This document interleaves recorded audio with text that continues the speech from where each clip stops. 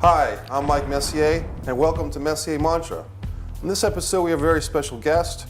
He's an actor, he's a writer, and his name is Paul Kandarian. Paul. Mike, nice to be here. And I got your name right. You did. Paul Kandarian. Kandarian, yep, you got it right. Yeah, and that's Armenian? Yep, mostly Italian, but the name's Armenian. Nice, Yeah. nice. And if it sounds familiar in Seekonk, my brother is a police officer in town. Nice. Yeah, I grew up here, about 2 miles away. That's great. So it's good to have you back in Seekonk for this taping. And Yeah, I usually don't stay this long, so this is good. I usually pass through on the way to Providence. And you had some history in Providence, too, you were saying off camera. Yeah, I was born in Providence. My dad, way back in the day, in the 60s, had a restaurant in downtown called the Chicken Roost. His uncle had a restaurant. I have tons of relatives whose names end in vowels in Providence, and so I grew up more in Providence than any place else. As a matter of fact, I grew up in Seekonk at a house. I could see the skyline, such as it was or is, of Providence. Could Nice. see it in the distance because it's East Providence, and then Providence is right there. And it's kind of funny. It's kind of weird. But I grew up in the Cold War era. Okay, yep. And I distinctly remember having the Cold War dream of dreaming that I was looking out the window, saw this mushroom cloud over boy. Providence, and then the ground tearing up towards me, towards my house in Seekonk, and waking up in like a cold sweat. How old do you don't have that Oh my God, nightmare, really? Oh, well, the Cold War was like, late 50s, Yeah. early 60s, So thank you, Cold War people. That was, but tell you, that's not a fond memory of Seekonk, but that's a memory. Yeah, that's a memory. Yeah, it's a great place. It's changed a lot. But, No, you just illustrated a great memory and a visual way of telling that story. And we talk about several elements of your life. You've done the acting recently, but before that, and currently you're doing some writing and professional writing. Yeah, I've been a writer for 33 years. Yeah. Started out at the Taunton Daily Gazette up the road, and I was there for 15 years full-time as a writer, editor, and then I quit in '97 to freelance, and I've been freelancing ever since, which is kind of it's a hustle like anything else, and when you work for yourself, you just got to keep making the work come in. But I write for the Boston Globe a lot, and travel stories for a section of the Globe called Boston Globe South.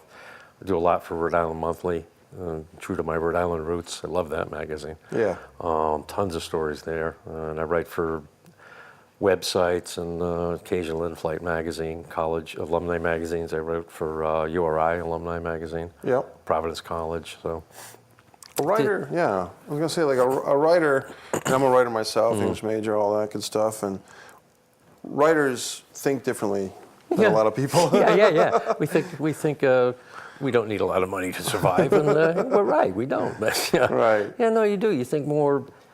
I guess you're more observational, because an editor once told me, and it's so true. He said everyone has a story to tell, and everyone has a story to tell. Some might be interesting, some might not be.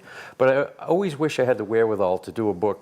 Just go to a city and stop like 20 people on the street and say, tell me a story, and then do like a chapter in each one. Because guarantee you, everybody's got some level of interest in their lives that would be worth putting into a story. Right. And that's the whole world. The whole world is just a bunch of stories waiting to be told. So I think as a writer, that's how you think. You see stories in everything, and everywhere you go, everything you do. Was there a story that you covered maybe early, your first couple of years, 5 years as a writer? Was there something that really you covered and you just got emotionally attached, or something that really struck you as, wow, this is humanity at its finest or at its worst? Yeah. Well, if it bleeds, it leads, the mantra in journalism. There's a lot of sad stories, and I don't do those anymore. I had to do those in the very beginning. One of the first stories I did, there was a bus crash in Rehoboth, right up the road with this. I never forget the kid's name. The kid's name was Russell Gardner. I think he was like a preschooler, and he got killed. Wow. And it just stuff like that always just tore my heart out. It still does. Yeah. I mean, even if you do it for years, you get a little bit jaded, but you can't. I mean, you can't ignore the compassion in a story like that. And I covered a few of those things. And then when I had my kids, I covered another story where, unfortunately, a child died. And you just make that human connection with people. That's why I was never that good with hard news, because I did get too involved with it. And I felt that compassion. I mean, it was great to write about. You can get some great stories out of it, but but look what you're writing about. You're writing about the suffering of someone else. The human stain on your own spirit is just... Yeah, it was tough. I didn't like those stories. All the death and destruction stories. I never liked those. And since then, and I got out of it, I just do stories that I want to do, basically. Right. And stories that are about people and good things and, profiles of interesting people and things like that. I mean, there's so much of the news that's just bad news, and it kind of gives, if an alien came down from outer space who understood language, and he picked up a paper, watched the news, he'd think, this planet is a terrible place to be. It's full of mean, cruel people trying to hurt each other, and the world isn't like that. Right. But it's misrepresented in the news, and it feels funny coming from a news guy, but there's not enough good news in the world or in the paper or on the news. You pick up a paper, and I flip through it once in a while and make an actual count of the bad news and the good news. Clearly, it's mostly bad news. 85, 90%. Yeah. But, the news industry's conditioned us to think that's what we want to see. Right. Yeah. And it's not, I don't think it is, And then in the tail end of the nightly news, I'll put a feel-good story in there, which is nice. Yeah. But, 90% of it's all crap. It's all stuff. After they've beaten your that's right. submission. Yeah. It's like hitting with your hammer. Some kid had a balloon on 5th Street. Yeah. It's like, smacking you because when you stop, it feels so good, Yeah. But anyway, I guess that's the news business. But now I do the stories that I like to do. I do travel stories. I do profiles for Rhode Island Monthly. Some of my favorite stories for Rhode Island Monthly have been about theater people. Yes. Kurt Columbus at the Trinity, a story on him. Tony Estrella at the GAM. Yeah, I know Tony Estrella. He's really good. Ed Shea, Crazy Ed at Second Story. Yeah. Love these guys. I mean, they think differently. Actors and writers. Creative people do tend to think differently. Right. Because, we've got a lot going on inside. We just got to get it out. Emotional roller coaster at most given points. Yeah. So we'll talk about all types of stuff today. How did you get into the acting after establishing yourself as a writer? What hooked you in the acting work? I always wanted to do it, but I just never had the stones to do it. I always wanted to from a child on. And at Seekonk High School, I joined the drama club, figured, I could try this. Yeah. And I walked backstage one day and I saw all the ropes and the pulleys and the props and the machinations of theater, and I got scared and I left and I didn't go back. Really? Yeah, it just kind of it overwhelmed me. And I looked out, the empty 500 seats or whatever it was. I thought, ooh, there's going to be people in those seats. I don't know if I can do this. So I just put it in the back of my head. But I always, to this day, I do this all the time. I study acting by watching others do it. Right. You watch a movie or TV, you think, how are they making me feel right now? Why am I laughing? Why am I crying? And then I'd analyze the cinematography, the sound, the light. It's kind of like unwittingly became a student of acting just by watching people do it who were good at it. Nice. And then it was about 6 or 7 years ago, I did a story on Kurt at Trinity. And I just fell in love with live theater. I hadn't been to that many shows. Right. And I went to a couple of shows, saw the Brown MFA kids do their dissertation auditions. And I said, now I knew why there were so many out-of-work actors. These kids are phenomenal. Every one of them belongs on Broadway. Yeah. So I just loved it. And I went to, I think it was Cherry Orchard one night, and sitting in the audience on the aisle, and Joe Wilson Jr. Yeah, I know him. Guy's just got presence Right. sitting there. And he came down they come through the audience, and he stood there, and I was just looking at him, and he was that close, and that electricity and that energy just blew me away. I mean, I had goosebumps, and I said, I got to do this. My girlfriend lives in Marion, Mass, down the road, and they have a little theater, and I'd been to a few shows there, and I said, I can do this. I can try this. So I did. I tried out for the appropriately enough Later Life and A.R. Gurney play. Okay. And I got the lead in that. Wow. And went out on stage the first time, choked down the few butterflies that were there, and I said, man, there's no place in the world I'd rather be. Nice. And that's when I realized I have very few regrets in life, but one is I wish I'd started it sooner. But I just loved it. And then I did shows there for 4 years, and then branched out to Nemasket River Productions in Middleborough, Little Theater, Fall River. I've done a bunch of shows at Your Theater in New Bedford.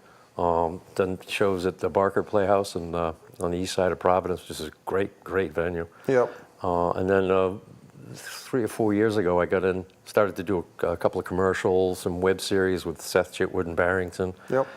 And I found myself just as comfortable, if not more so, in front of a camera as I did on stage. And it just evolved. And now I vowed to make this the year of the paid acting work. Yeah. Because very little pays, as you know. Theater doesn't pay at all. Right. It's great training. So now I signed up with Model Club in Boston Casting, and I've been getting commercial work. I got a bit part in a movie Thursday coming up. Nice. And it all pays, you know. That's good. And it's all, stepping stones to where I want to be, which is I'm a full-time writer now, kind of a part-time actor. I want to flip that. I want to just act full-time because it's the thing. Yeah. There's something, it's like the City Slickers. Yep. With Curly. Yeah. With Was Curly, it this or was yeah, it the? Yeah. I'm thinking of the Circle of Trust and No, yeah, the one true thing. Right. You know, so you got to find it. So you got to. Well, what is it? He says, it's up to you to find it. Yeah. And this is it. I'm convinced this is it. Yeah. And come hell or high water, I'm going to make it work. Right. Because everything I've wanted to do in my life that I've gotten decent at, I just did it. You know, I just immersed myself in it and did it. Yeah. And found tremendous satisfaction from it. And nothing satisfies me more than being in front of a camera or on a stage.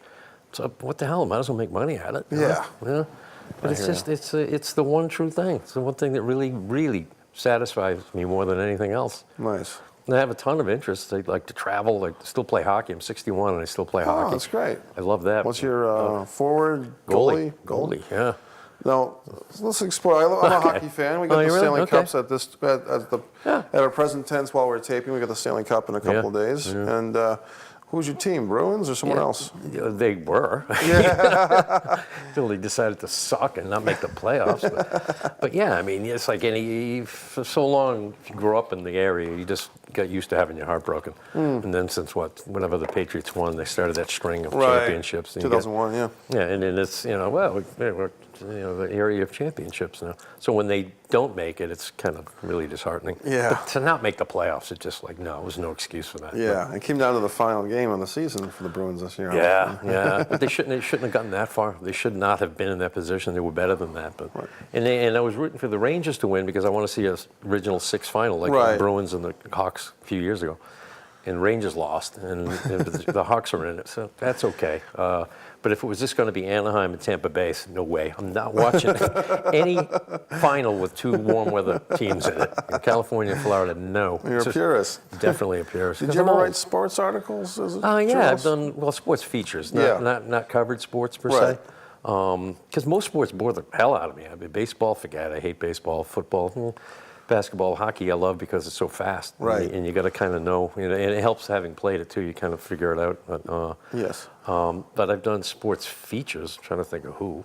But I know I've liked them. I did a story once for Rhode Island Monthly on baseball in Rhode Island, of all things. So I went to Providence Country Day and talked to the guy who's the longtime coach there, and just wrote about the atmosphere, the flavor of baseball, Little League baseball, beer leagues up in Woonsocket.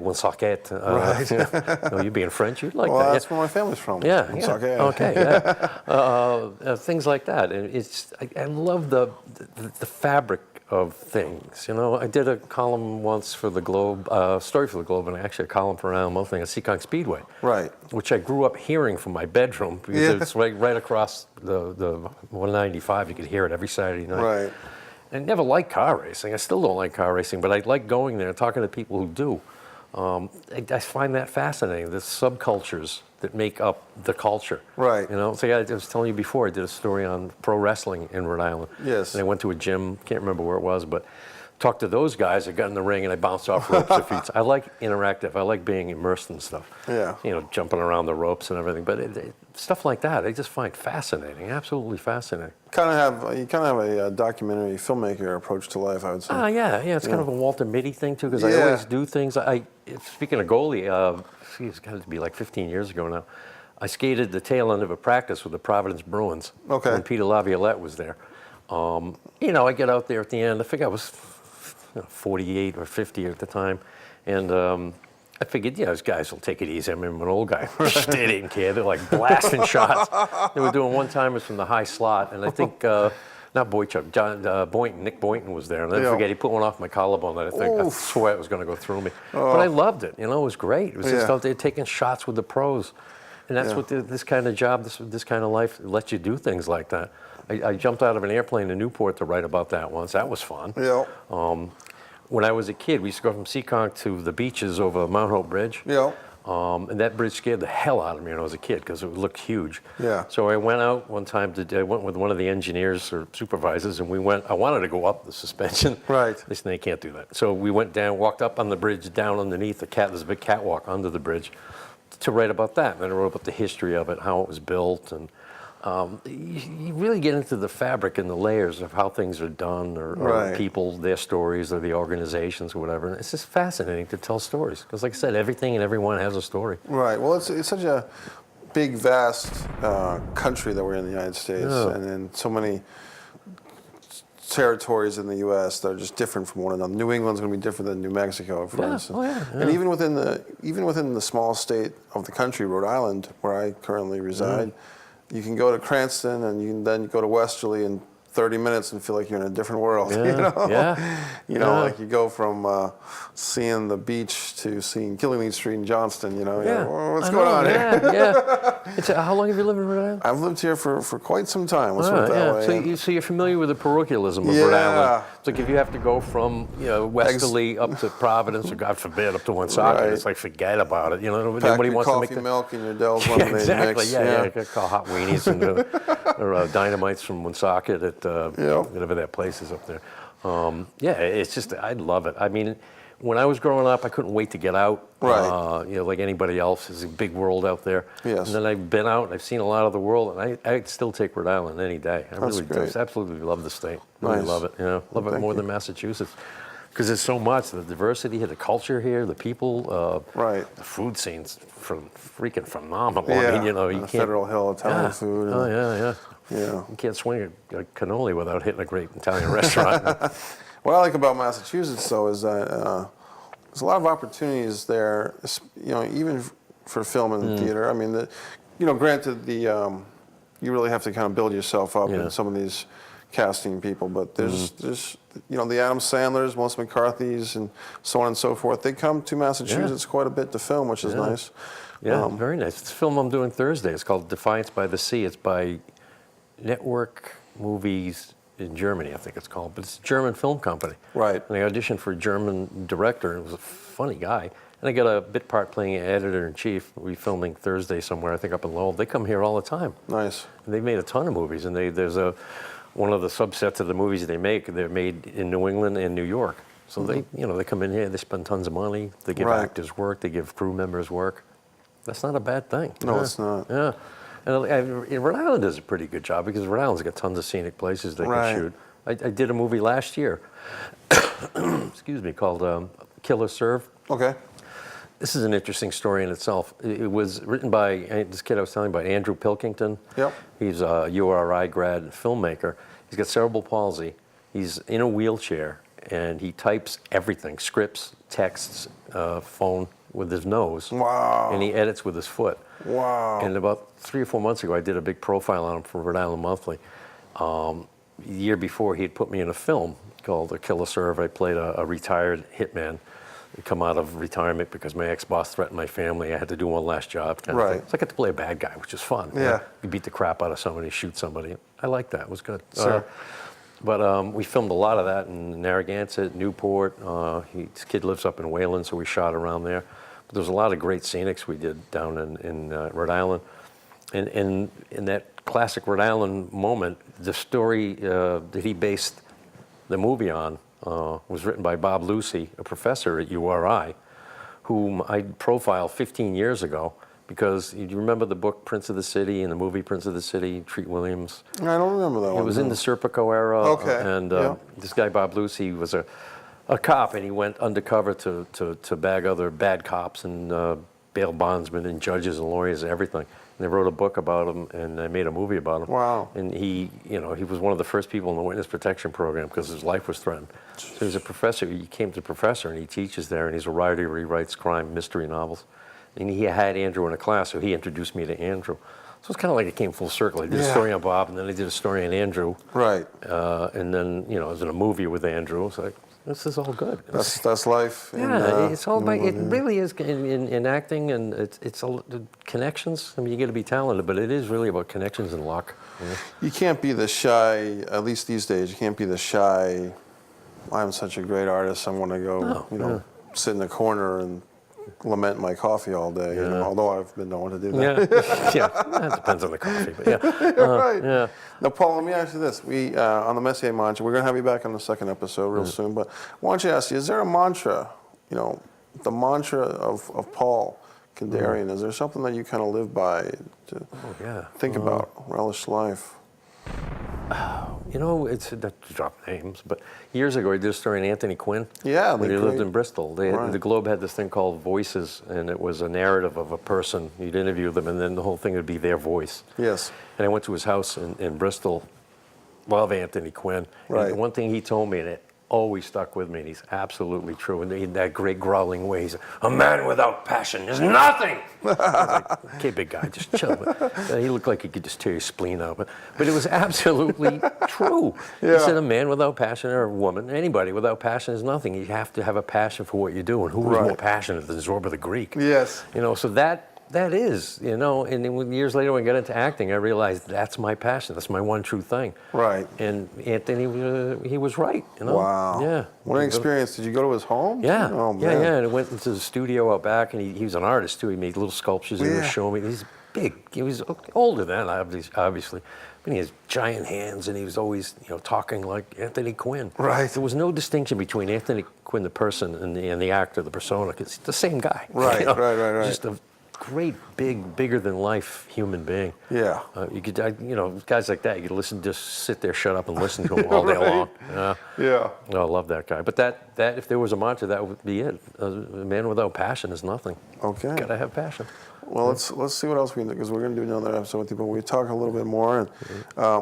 And you're a family man? You have some kids? Yeah, I've got a couple of kids. 28-year-old daughter, 26-year-old son. Yeah. And are they involved in writing? No. They know. They saw how little money I made at it. No, my daughter just had my first grandchild. Oh, congratulations. 12 months ago. Yeah, thanks. So she lives up in Webster, Mass, which is a hall. And she works at a market basket. She's she's trying to find her way, and lives with her boyfriend, the father. And my son just moved out of my house. He was an Army veteran. Yeah. So he's going to go to school in the fall he wants to be a psychologist. Sure. Now, how do you feel about that? Yeah. A little joke. Yeah, I know. Yeah.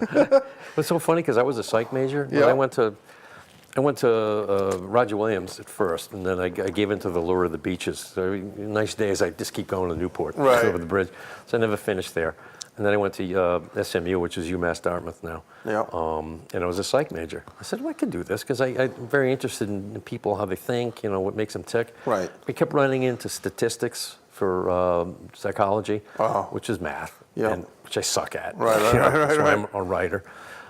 Just failed it like 2 or 3 times, and I took a remedial course. Couldn't do it, so I just quit and went off, did like a million other things.